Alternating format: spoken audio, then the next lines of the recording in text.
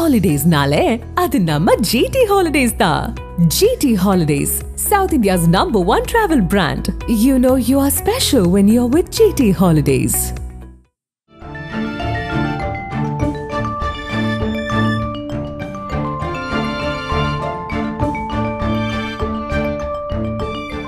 உங்கள் ஜீரண கோளாறுகளுக்கும் வயிற்றெரிச்சலுக்கும் சரியான ஒரு தீர்வு.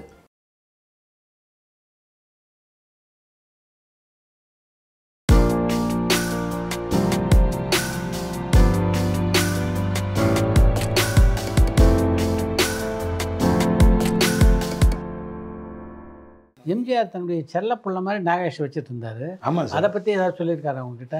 சார் அவர் வந்து நிறைய விஷயங்கள் சொல்லியிருக்காரு சார். இந்த பண விஷயங்களில் ஒரு இதில் ஒரு இன்டர்வியூவில் கூட அதை சொல்லியிருப்பார்.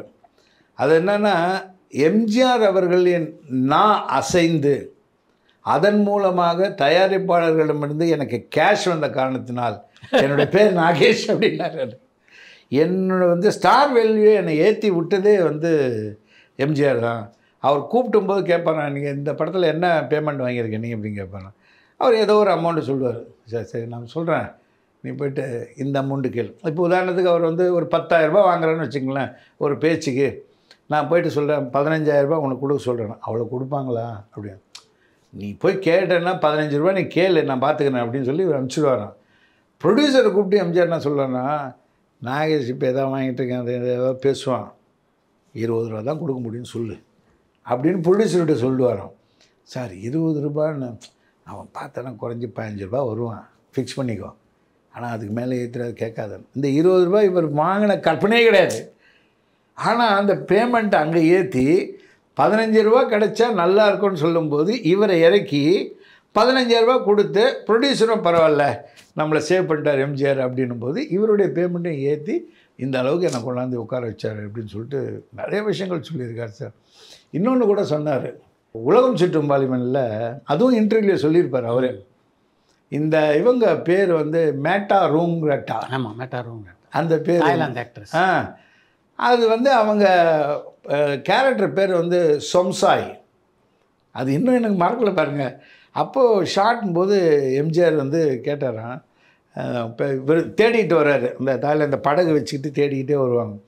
அப்போது நாகேஷ் சார் டக்குன்னு சொன்னாரான், அண்ணே அவங்க பேர் என்னன்னு சொல்லுங்கண்ணே, நான் கூப்பிட்டு பார்க்குறேன், எந்த பொண்ணு திரும்புதோ அந்த பொண்ணு தான் நம்ம தேடி வந்த பொண்ணு அப்படின்னோடனே தலைவர் வந்து எம்ஜிஆர் வந்து சொம்சாயினார்.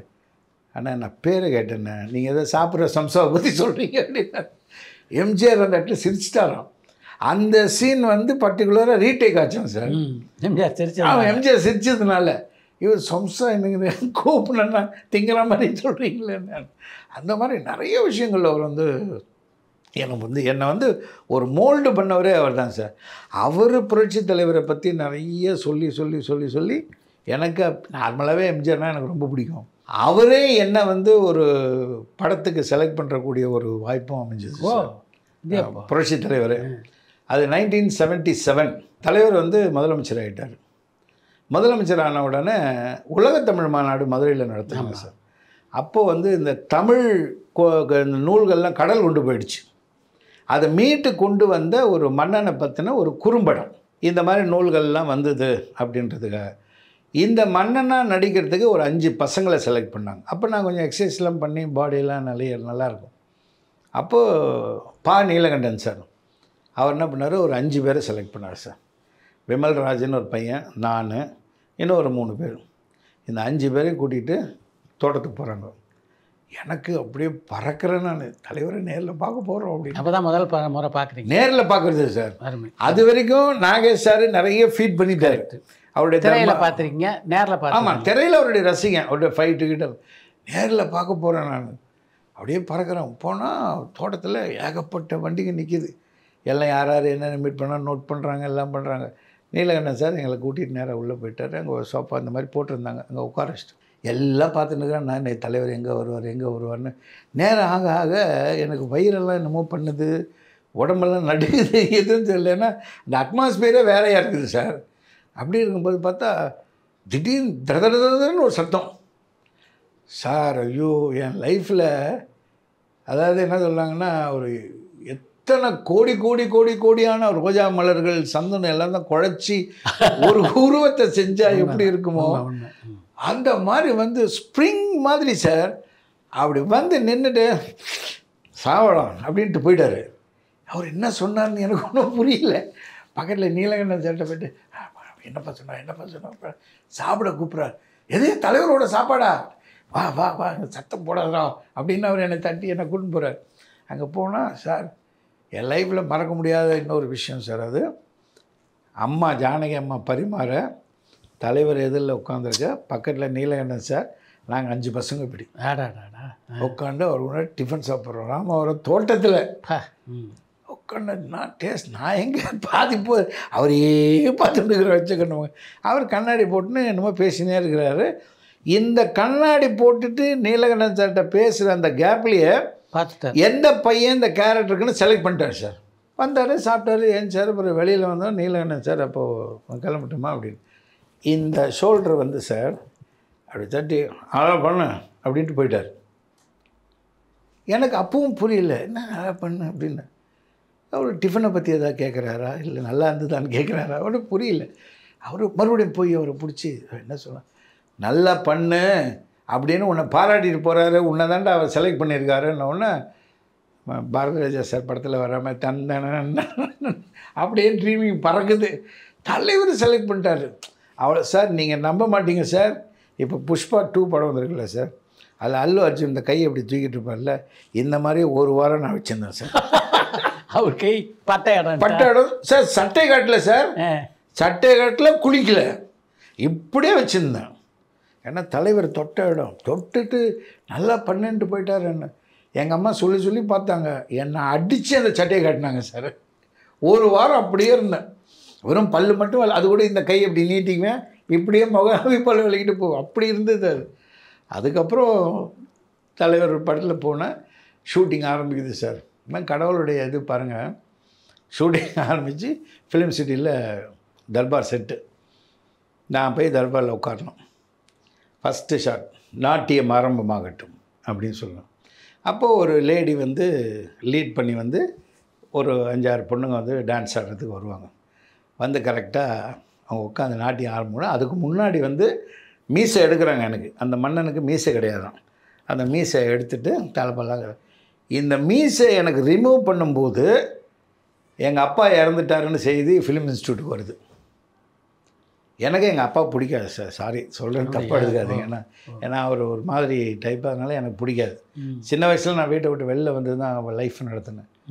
இறந்துட்டாருன்னு செய்தி வந்தோடனே வந்து நீலகண்டன் சார்கிட்ட சொல்கிறாங்க, டைரக்டர் சார் வந்து ராஜேந்திரா இந்த மாதிரி அப்பா இறந்துட்டாராம், இப்போ ஷூட்டிங் இப்போ வேணாம், ஃபஸ்ட்டு ஷாட் வேணால் எடுத்துடு, நீ உட்காந்துட்ட அது போனால் தப்பு, நீ எடுத்துடு, நம்ம அப்புறம் பார்க்குறேன். இல்லை இல்லை சார் அவர் போனால் போட்டோம் சார், நீங்கள் ஷூட்டிங் பண்ணு, தலைவருக்கு தெரிஞ்சதுன்னா என்ன கொண்டுடுவார், அதனால் போ அப்படின்னு.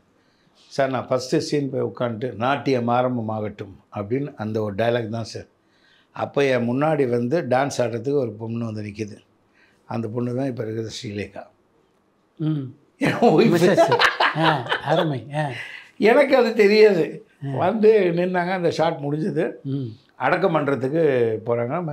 டிவி ஸ்டேஷன்லேருந்து யூஎம் கண்ணன், அப்புறம் ஒரு விரல் நாராயணசாமி, இவங்க எல்லாருமே வந்தாங்க.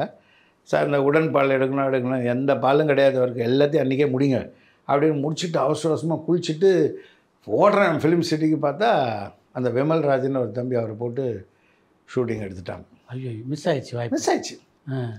என்ன ஒரு பெரிய சந்தோஷம். பின்னாடி லைஃப் நமக்கு நடக்கிறத நினச்சி பார்க்கும்போது தலைவருடைய கைப்பட்டது அவர் நேரில் பார்க்குற ஒரு பெரும் பாக்கியம். ரெண்டாவது என் மனைவியாக வர்றவங்கள அங்கே தான் நான் சந்திச்சிங்க. அதோட அந்த விஷயம் அப்படியே மூவ் ஆகி வந்துடுச்சு சார். அப்புறம் எனக்கு இவங்க நானும் நாடகங்கள்லாம் நிறைய நடித்த முதல் அனுபவமா? இல்லை இல்லை சார், அதுதான். மற்றபடி இதில் லியோ பிரபு சாருடைய நாடகங்கள் நடிச்சது திரையில் இதுதான். சினிமாவில் நான் முதல்ல நடித்ததுன்னு பார்த்தீங்கன்னா, அதுக்கு வந்து ஆக்சுவலி சினிமாவுக்கு நான் வர்றதுக்கு முன்னாடி இன்னொரு விஷயமும் சொல்லி ஆகணும் சார், பகிர்ந்துக்கணும். ஆக்சுவலி என்னை சினிமா கூட்டின்னு வந்து பாரதிராஜா சார்கிட்ட என்னை கூட்டின்னு போய் அறிமுகப்படுத்தினதே நீங்கள் தான் சார். ஏன்னா அப்போ மதியொலி சண்முகம் சார் இருந்தார். அவர் தான் வந்து உங்கள்கிட்ட சொல்லி என்னையும் சிவச்சந்திரனையும் 2 பேரும் நான் சொல்கிறேன், என்னை கூப்பிட்டு நீங்கள் போய் உங்கள் பேரை சொல்லி போய் நீ அவரை மீட் பண்ண அவர் கூப்பிட்டு போவாருன்னாரு. அதே மாதிரி நான் வந்து உங்களை பார்த்தேன். பார்த்தபோது நீங்களும் சரி வா தம்பி, எக்மோரில் அட்லாண்டிக் ஹோட்டல் இருக்குது, அங்கே வா நான் அறிமுகப்படுத்துகிறேன் அப்படின்னு சொல்லிட்டு என்னை கூப்பிட்டு போய் டைரக்டர்கிட்ட பாரதி சார்கிட்ட, அப்போ தான் பாரதி சார் நான் பார்க்குறேன் முதல்ல. ஏன்னா அப்போது எங்கே பார்த்தாலும் அவரை பற்றி தான் பேச்சு. ஆமாம் ஆமாம். அப்போ அவர் உட்காந்துட்டு இருந்தார். கூப்பிட்டு அறிமுகப்படுத்தினோடனே சரியா நீ அட்ரஸ் கொடுத்துட்டு போ, நான் கூப்பிட்றேன் அப்படின்னு ஃபோட்டோவும் அட்ரஸும் கொடுத்துட்டு போக சொன்னாங்க. அதனால் எனக்கு சினிமா உலகத்துக்கு முதல்ல ஒரு வழிகாட்டின பிள்ளையார் சொல்லி போடுறது நீங்கள் தான் சார். அது என் வாழ்க்கையில் என்றைக்கும் மறக்க வாய்ப்பு கிடைச்சதா பாரதி டைரக்ஷன் நடிக்கக்கூடிய வாய்ப்பு? கிடைச்சிது சார். அது வந்து ஒரு சின்ன ஒரு விஷயத்தில் கொஞ்சம் தவறி போச்சு. அப்போது இந்த சாரை நான் மீட் பண்ணி ஃபோட்டோ அட்ரஸ் எல்லாம் கொடுத்துட்டு வந்துட்டேன் சார். வந்த உடனே ஒரு மாதம் இருக்கும்னு நினைக்கிறேன் சார். எனக்கு வந்து ஒரு போஸ்ட் கார்டு வந்தது. இது மாதிரி மனோஜ் கிரியேஷன்ஸ் அலுவலகத்தில் ஒரு தேதி போட்டு நான் காலையில் 6 மணிக்கெல்லாம் அலுவலகத்துக்கு வந்து விடவும்ட்டு. அப்புறம் நான் அங்கே போனேன். ரொம்ப சீக்கிரம் போயிட்டோம். என்ன மாதிரியே ஒரு 4-5 பசங்க அங்கே நின்றுருந்தாங்க. அங்கே போய் நின்ன உடனே என்ன உங்களை வர சொன்னாரா, உங்களுக்கு எங்களுக்கெல்லாம் நம்ம டைரக்டர்கிட்ட வந்திருக்குது அப்படின்னு சொன்னால் ஒரு ஹீரோவாக நடிக்கிறதுக்கு அப்படின்னா ஒரு கற்பனை இருக்கும். அந்த மாதிரி இருந்துகிட்டு இருந்தோம். டைம் ஆச்சு, யாருமே வரல. அப்போது ஒரு டைரக்டர் மட்டும் மேலே ஏறி விருதுன்னு வந்தார். அதான் அவர் யாரையுமே கண்டுக்கல. போகிறாரு, மேலே போகிறாரு, ஆஃபீஸ் திறந்தார், வந்தார், மறுபடியும் கீழே இறங்கினார், போய் டீ சாப்பிட்டாரு, மறுபடியும் வந்தார், போனார். எங்களை இந்த 5 பேர் நிற்கிறோமே, அதை பற்றி ஒன்றும் பொருட்டாகவே நினைக்கல. அப்போ பசங்கள்லாம் என்ன பண்ணானுங்க, அண்ணா நீங்கள் தான் கொஞ்சம் பெரிய இடத்துல ரெக்கமெண்டேஷனில் வந்திருக்கீங்க, நீங்கள் கேளுங்க என்ன கேரக்டர்னு சொல்லிட்டு. சரி ஓகே அப்படின்னு சொல்லிட்டு நம்ம போய் கேட்ட உடனே அவர் கொஞ்சம் எரிஞ்சு விழுந்து கடுமையான வார்த்தைகள்லாம். யார்? அவர் டைரக்டர் கே ரங்கராஜ் சார். அவர் வந்து ரொம்ப பேசிட்டார். இல்லை சார் எல்லோரும் கேட்குறாங்க, ஒரு ஆசைக்காக தான் சார், சொல்லுங்கள் சார் அப்படின்னு. அவர் வந்து ஒரு தவறான வார்த்தையை சொல்லிட்டு ஒரு இதுவும் கிடையாது. இப்போ நாங்கள் வந்து கைதியின் டைரி படம் ஒன்று இப்போது சார ஆரம்பிச்சிருக்காரு. அதில் இன்றைக்கி ஒரு கிளப் சீன் செட்டப். அதில் கமல் சார் உள்ளே என்ட்ராவார், ஒரு 4-5 பட்லர் அதில் வந்து அவர் உள்ள அட்மாஸ்பியரில் கொக்கோ கோலா வைக்கிறது, கேக்கு, பிஸ்கட்ஸ் அந்த மாதிரிலாம் வச்சுட்டு போகணும் அப்படின்ட்டு லிஸ்ட்டு பார்த்தாரு. அதில் ராஜேந்திரன் அப்படின்னு என் பேர் போட்டு ப்ராக்கெட்டில் உங்கள் பேர் போட்டிருந்தாங்க. பார்த்தோன்னே இப்போ நீ தான் கமல் சார் கூட பேசுகிற, ஏன்னா நீ தான் பெரிய இடத்த ரெக்கமெண்டேஷன் வந்திருக்கேன்னு டேரக்டர் சொல்லியிருக்காரு, அது நீ தான் பேசுகிற. அவர் வந்த உடனே கூட்டின்னு போய் சேர் இழுத்து அவரை சார் அங்கே உட்கார வச்சுட்டு ஒரு கொக்கோ கோலா ஓப்பன் பண்ணி அங்கே வச்சுட்டு போகணும். இதுதான் சீன். இந்த ஒரு இதுக்கு தான் உங்களை வர சொன்னது தவிர இதுக்குள்ளே என்ன பெரிய ஹீரோவாக நீங்கள் நடிக்கிறீங்களா அப்படி இப்படின்னு கண்ணாபண்ணான்னு கத்திட்டார். இதில் வந்து ஒரு சில தவறான சிகப்பு ராஜாக்களா? அது கைதியின் டைரி சார். இல்லை நீங்கள் 79 தான் கைதி சிவப்பு ராஜாக்கள் தான் இருக்கும். அது தெரியல சார். ஆனால் அவர் சொன்னது வந்து கைதியின் டைரியின் படம் தான் சொன்னார். கைதியின் டைரி ரொம்ப தள்ளியில் வந்து ஓகே, இது வந்து சிகப்பு ராஜாக்களா இல்லை அப்படின்னு சொல்லிட்டு சொன்னாருங்க சார். சார் நீ எனக்கு வந்து அவர் பேசுனது ரொம்ப பிடிக்கல. நான் என்ன பண்ணிட்டேன், கொஞ்சம் எமோஷ்னல் ஆகி சட்டுன்னு அவர் மேலே சட்டையில் கை வச்சிட்டேன். சொன்ன பெரிய பிரச்சனையாச்சு சார். அது தான் தூணு கேட்டுக்கொண்டு கீழே காரைக்குடி நாராயணன் சார் ஆஃபீஸு எல்லோரும் வந்துட்டாங்க. நான் அங்கேருந்து தப்பிச்சு ஓடி போயிட்டேன். அதுக்கப்புறம் மனோஜ் போவே இல்லை. அது டைரக்டர் சார் வரைக்கும் போயிடுச்சு நியூஸு. அது யார் அந்த பையன்? எனக்கு என்னென்னா உள்ள ஒரு பயம், எனக்கு வேஷம் கிடைக்கலாம் கூட பரவாயில்ல சார், என்னை கொண்டு போனால் உங்கள் பேர் தப்பாயிடக்கூடாதுன்னு ஒரு பயத்திலே தான் என் முகத்தையே ரொம்ப நாள் வருஷக்கணக்காக சார் நான் அவரை மீட் பண்ணவே இல்லை. எல்லாம் போவேன் வருவேன் எல்லாமே பார்ப்பேன். பாக்யராஜ் சார்கிட்ட வந்து டப்பிங்கில் மட்டும் ஒர்க் பண்ணுவேன். ஏன்னா நல்லிகாந்துக்கு அவர் படத்துலலாம் நான் தான் பேசிக்கிட்டு இருந்தேன் டப்பிங்கு. ராசுகுட்டி, பவுனு தான் இந்த படங்கள் எல்லாமே நான் தான் பேசிகிட்டு இருந்தேன். அதில் டப்பிங்கில் மட்டும் ஒர்க் பண்ணுவேன். எனக்கு டைரக்டர் சார்னால் அந்த குரல் அதுவும் அப்படின்னாலே பயந்து ஓடுவோம் நாங்கள் எல்லாருமே. ஸோ அது மாதிரி போயிடுச்சு. மறுபடியும் நான் எப்போ அவரை மீட் பண்ணேன் அப்படின்னு சொல்லி பார்த்தீங்கன்னா, நம்ம சின்னத்திரைக்குள்ளே வந்ததுக்கப்புறம் கவிதா பாரதி, ராஜ் பிரபு இவங்களோட அறிமுகமெல்லாம் எனக்கு ஏற்பட்டது. அப்போ கவிதா பாரதி சொன்னார், இது மாதிரி டைரக்டர் சார் வந்து ஜெயா டிவிக்காக ஒரு சீரியல் ஒன்று ஸ்டார்ட் பண்ண போகிறாரு, நீ வந்து பாரு, நல்ல கேரக்டர் இருக்கும், நான் தான் டைரக்ட் பண்ணுறேன் அப்படின்னாரு. இல்லை சார், சாரை மீட் பண்ணால் எனக்கு கொஞ்சம் பயம், வேணாம் சார், அதெல்லாம் ஒன்றும் சொல்ல மாட்டார், வாங்கண்ணா அப்படின்ட்டு பர்சன் காம்ப்ளெக்ஸுக்கு போகணும். அங்கே போனால் சார் அங்கே ஒரு இந்த டேபிள் மேலே உட்காந்துட்டுருக்கிறார். நான் வணக்கம்னு சொன்னேன். ராஜேந்திரன் சார் உங்களை மீட் பண்ணிருக்கேன் சார். அவர் செம்ம ஞாபக சக்தி சார். ஆ நான் மிரண்டு போயிட்டேன். அப்படி பார்த்தாரு, யோசனை பண்ணிட்டு அவனே எங்கேயோ பார்த்துருக்கேனே அப்படின்னாரு. அவ்வளோதான் எனக்கு தட ஆடு. அப்படி இல்லை அப்போ கவிதா பாரதி சொன்னா, இல்லை சார் சின்ன திரை இதிலெல்லாம் கொஞ்சம் இருக்காரு அப்படி. அது இல்லையா எங்கேயோ பார்த்துருக்கேன் அவனை இவன் அப்படின்னு ஒன்று. சரி அவராக கண்டுபிடிச்சி கேட்டார்னா தப்பாயிடும், நம்மளே சொல்லிடலாம் அப்படின்ட்டு நானே போய் சார் என்னை மன்னிச்சிடுங்க சார் அப்படின்னு. என்ன அப்படின்னு, இல்லை சார் இந்த மாதிரி சம்பவம் நடந்தது, நான் ஓடி போயிட்டேன். அதுக்கப்புறம் இப்போ தான் நினச்சே அவனை, நீ தானே அட்லாண்டிக் ஹோட்டலுக்கு வந்தது அப்படின்னாரு. ஆமாம் சார் சார் சொன்ன உடனே சார் அது கடவுளோட ஆசீர்வாதம் தான். டக்குன்னு என்ன பண்ண கவிதா பார்த்துக்கிட்டேயோ இவன் உண்மையை கரெக்டாக சொல்லிட்டேயா, இவனை பாராட்டினையா, நல்ல கேரக்டர் நம்ம சீரியலில் இவனை போடு அப்படின்னு சொல்லிட்டு தேரோடும் வீதியிலே அந்த சீரியல் நேம் சார். அதில் பிரமாதமான ஒரு கேரக்டர் எனக்கு கொடுக்க சொல்லி கவிதா பாரதி டைரக்ஷன் பண்ணி அப்புறம் கூட அவர் கூட ஒரு சுமூகமான நட்பாயிடுச்சு சார். முதல்ல இங்கே நடித்த திரைப்படம் எது? திரைப்படம் வந்து வாய்ப்பு கேட்டு அலைஞ்சிட்டு இருந்தேன் சார். அப்போ வந்து திடீர்னு ஒரு விளம்பரம் ஏதோ வந்து யாரோ சொன்னாங்களோன்ட்டு நான் போய் வெங்கட் ராமானுஜம்னு டைரக்டர் ப்ரொடியூசர் அவங்கள சந்தித்தேன். அவங்க வந்து தர்மகர்த்தா அப்படின்னு ஒரு படம் எடுக்கிறதா இருந்தாங்க சார். அவர் என்னன்னு கேட்டிங்கன்னா நல்ல தமிழ் பேசக்கூடிய ஒரு நடிகை வேணும். அப்போது என்னுடைய நாடகங்கள் அதெல்லாம் பார்த்துட்டு இந்த மாதிரி பையன் ஒருத்தன் இருக்கான் அப்படின்னு சொல்லிட்டு கூப்பிட்டு போனாங்க. அவர் பார்த்து ஒரு 2-3 சீன் டைலாக்லாம் சொல்லி பேச சொன்னார். ஓகேன்னு சொல்லிட்டு தர்மகர்த்தா படத்தில் நடிக்க வச்சார் சார். அந்த படம் என்னன்னு பார்த்தீங்கன்னா முதலாளின்னு ஒரு படம் வந்தது சார். ஆமாம், இந்த தேவிகா அம்மா நடித்தது. அந்த படத்தை தான் ரீமேக் பண்ணுறாங்க, கொஞ்சம் மாற்றங்கள் பண்ணாங்க. ஸோ அந்த படத்தில் எஸ்எஸ்ஆர் பண்ண வேஷம் இதில் நான் பண்ணுறேன். ஸோ அதுலேயும் ராஜேந்திரன் ஸோ நல்லா தமிழ் பேசுகிறான்னு சொல்லிட்டு அவங்களுக்கு ரொம்ப பிடிச்சி போச்சு. கோவை சரல் அம்மாவுக்கும் அதுதான் ஃபஸ்ட்டு படம் நினைக்கிறேன். யார் கதாநாயகா நடிச்சது? சாந்தின்னு ஒரு பொண்ணு சார். எல்லாமே புதுசு.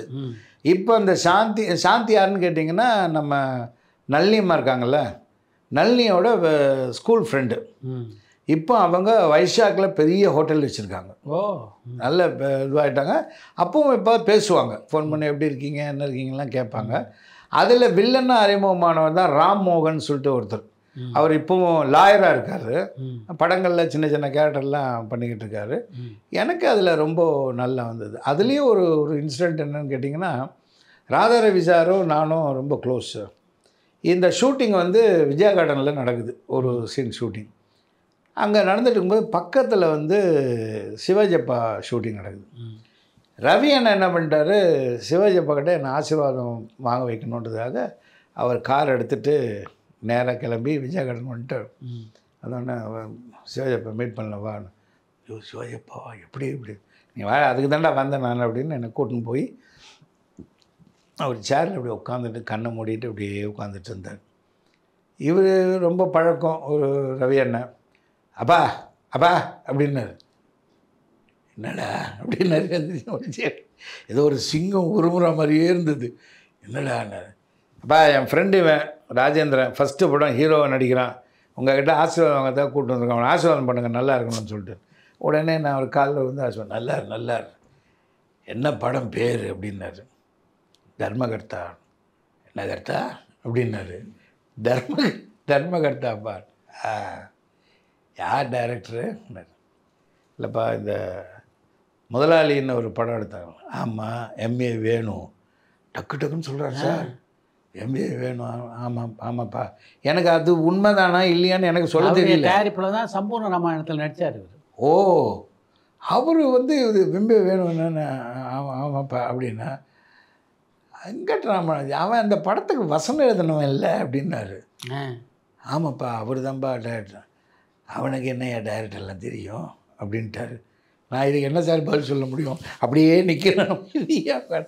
அதுக்குள்ளே ரவி என்னப்பா அதெல்லாம் கேட்டால் அவனுக்கு என்னப்பா தெரியாது, தான்ப்பா முதல் படம் அவனுக்கு, நீங்கள் ஆசீர்வாதம் பண்ணுங்கப்பா, நல்லா பண்ணு, நடிப்பு தொழிலில் ரொம்ப தெய்வமாக மதிக்கணும் அப்படின்னாரு. மறுபடியும் அவர் காலில் வந்து ஆசீர்வாதம் வாங்கிட்டு அந்த படம் வந்தது. படமும் ரிலீஸ் ஆச்சு, நல்லா தான் போச்சு. பட் வந்து 2 வாரம் தான் போச்சு. பட் விமர்சனங்கள் என்னை பற்றி ரொம்ப நல்லா எழுதுனாங்க. அதுக்கப்புறம் வந்து நிறைய வாய்ப்புகள் தேடி அலைஞ்சு அலைஞ்சு அலைஞ்சு எப்போவுமே இந்த டைரக்டரை சுற்றி ஒரு ரதகஜ துரகபதாதிகள் ஒரு செட்டப் இருக்கும். ஆமாம், அவங்கள தாண்டி நம்ம உள்ளே போய் டைரக்டரை பார்க்க முடியாது. அது பாரதிராஜா சார் கூட அந்த மாதிரி தான் இருந்தார். ஆனால் உங்கள் புண்ணியம் நான் நேரடியாக போய் அவரை பார்க்கக்கூடிய ஒரு பாக்கியம் கிடச்சிருச்சு. கோட்டா சீனிவாசராவ் மாதிரி வேறு யாருக்கு வந்து இது மாதிரி தனித்துவமாக பேசியிருக்கீங்க? சுதாகர் சார்.